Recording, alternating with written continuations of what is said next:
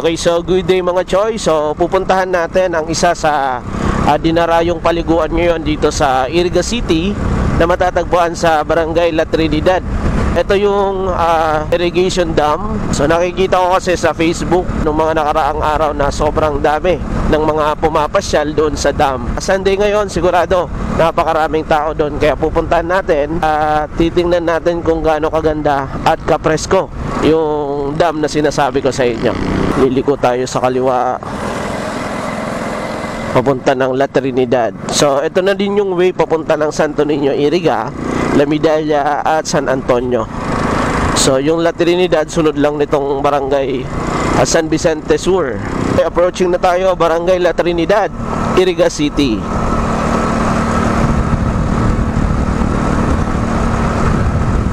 Ito na. Iyon, no?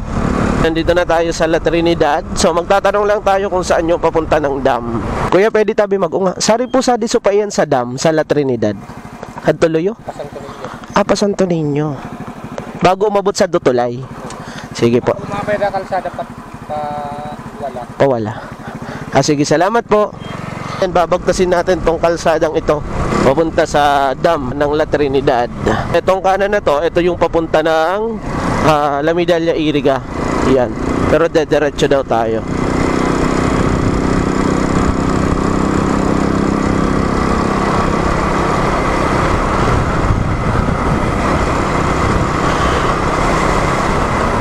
Saan kaya dito? Ate, pwede magtanong, saan po yung papunta ng dam? Dam. Ito na. Dam? Opo. Thank you. Pwede dyan ang motor? Pwede ang motor? Salamat. Okay, so eto na. Papasok na tayo dito sa dam ng La Trinidad.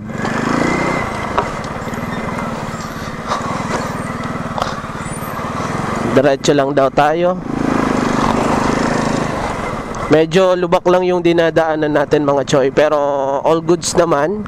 Kayang-kaya ng motor and four wheels, kaya din dito. Pati mga tricycle kaya. Ate, malayo pa yung dam? Malayo pa? Malapit na po. Salamat po.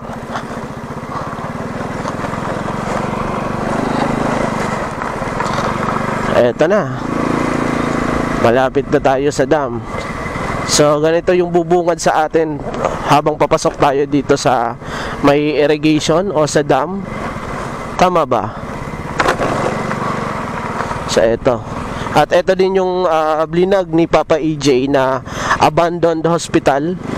Pero hindi naman siya totally abandoned kasi meron siyang meron nakatira dyan. So dito na tayo sa may dam. Marami din tao. So nandito na tayo sa may dam ng La Trinidad, doy.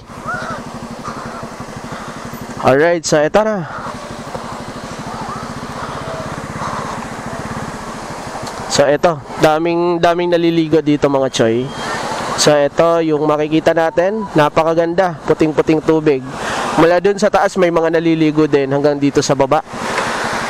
Meron na din pala ditong mga cottages. Ano? Wala akong sticker. Shout out na sana. Anong ngaran mo? Roy. Oh, shout out kay Roy. Nakita natin dito sa dito sa dam. So maraming naliligo mga Choy, oh. May mga cottages na din doon sa baba. Dami, oh. Wow. Meron din nanguli ng isda doon sa part na 'yon. Grabe, oh. Puting-puti mga Choy, ganda.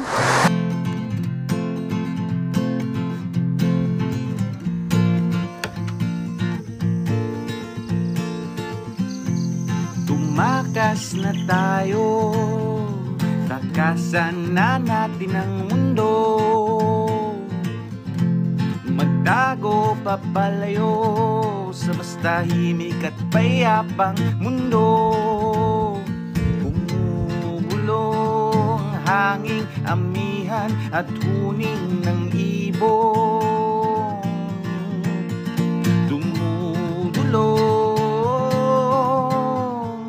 tinatawag na tayo ng bundok. Bababa tayo. Pasyaro ako sabi. So ganito lang. So baba tayo mga choy.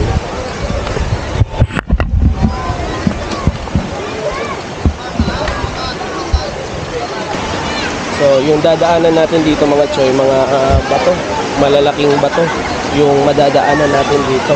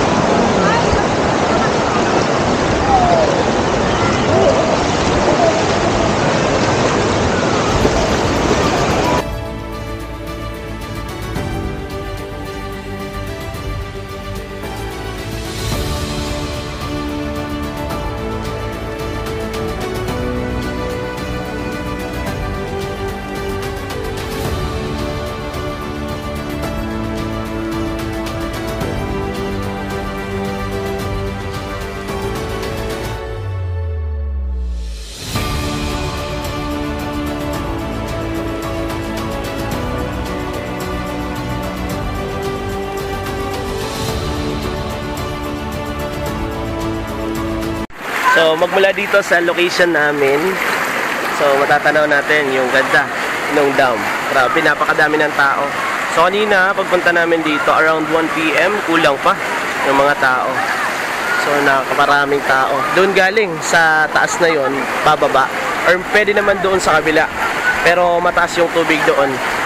At merong mga nagsisitalunan. Kaya dito na lang kami dumaan kanina sa gilid. Anyway, napakaraming tao.